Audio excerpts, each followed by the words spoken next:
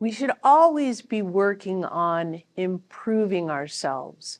And if we practice Tai Chi, we want to be improving our Tai Chi.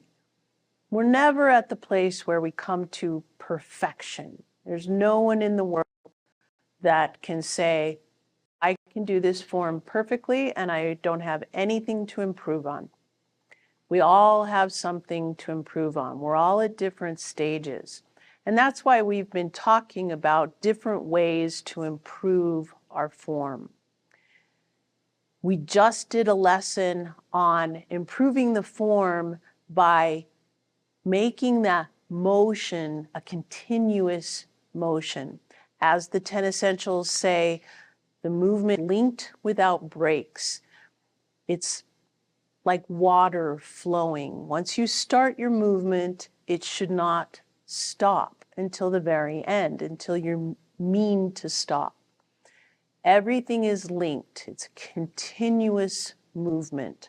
Now, the temptation, like I said before, is, okay, I'm going to speed myself up so that I make sure that I'm making the movements linked, right? But that's not it. We actually want to be able to have that continuous motion and slow the form down. Remember, the important principles that flow into the idea of flow is they are your distinguishing substantial and insubstantial, your weight shift. That helps you link those movements. Moving from the dantian and using your rotation, that's helping you link those movements. And just understanding your roundedness, your openness, thinking about keeping that energy flowing through your body and through the movements. So let's do the form together, thinking about the idea of keeping that motion going and slowing yourself down.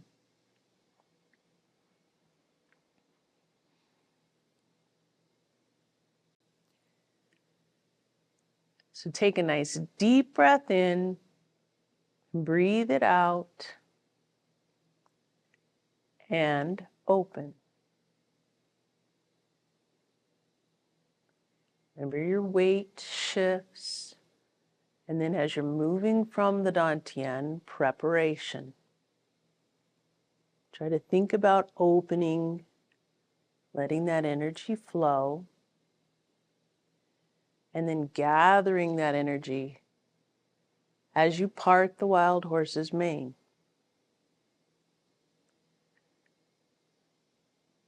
Thinking about which leg is substantial, which is insubstantial, where is my weight going? Part the wild horse's mane. Almost like water is flowing from one leg into the next. Part the wild horse's mane.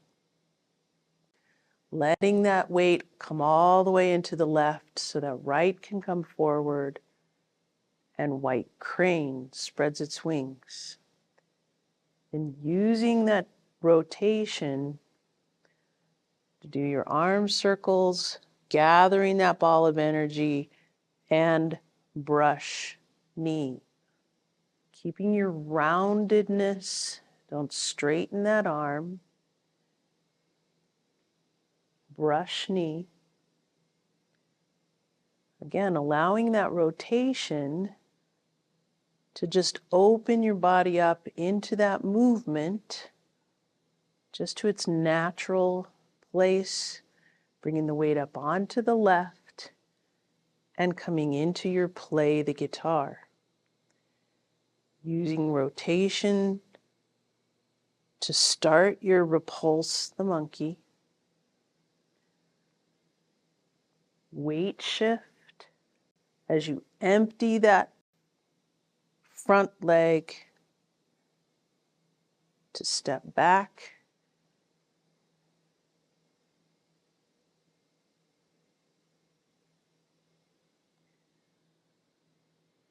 And ward off. Grasp the bird's tail. roll back.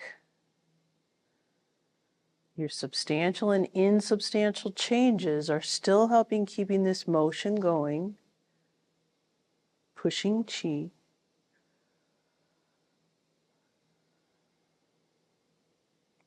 Bringing your weight over to the right, then back to the left, letting that right leg become completely empty so that you can step out into your ward off.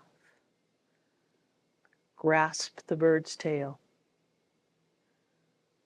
Roll back. Rotate and press.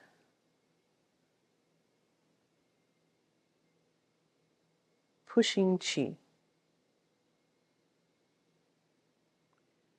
Letting your weight shift to the left, then back to the right, forming a bird's beak and single whip. Now wave hands like clouds. Remember, the rotation part of this helps with your substantial and insubstantial changes.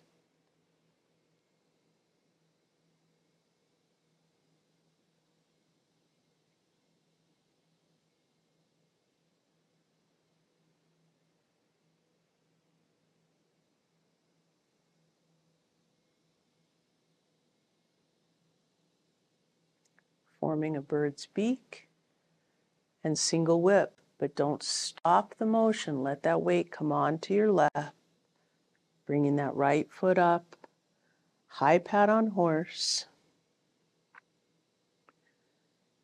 kick, smash, and box the ears.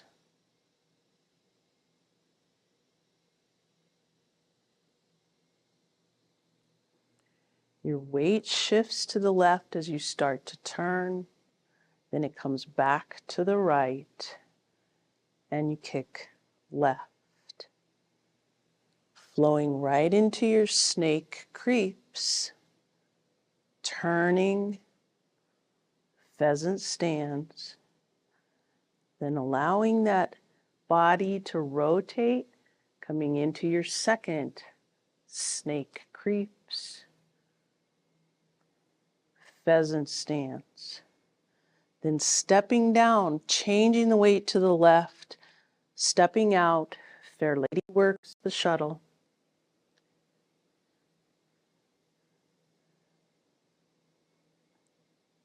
Fair lady works the shuttle. Bringing the weight all the way up onto that left, then into the right. Pick the needle up from the sea bottom. Come up, block, fan through the back. Turning, using your rotation to come into this circular motion of deflect, intercept, and punch. Pushing chi. Opening up, return the tiger to the mountain. And close. So improving your form, as we mentioned earlier, you do need to separate out different movements and really work on different parts of the form, just separate from doing the whole form. But then eventually you do need to put it together into the form and time yourself. See if you can slow it down and still keep that motion going. It's actually one of the great benefits of Tai Chi is as you work on this and you're applying those principles, there's a very definite meditative effect which helps your body relax, and that helps you be healthier, which is why we do Tai Chi, right? So work on improving your form with continuous motion and slowing yourself down.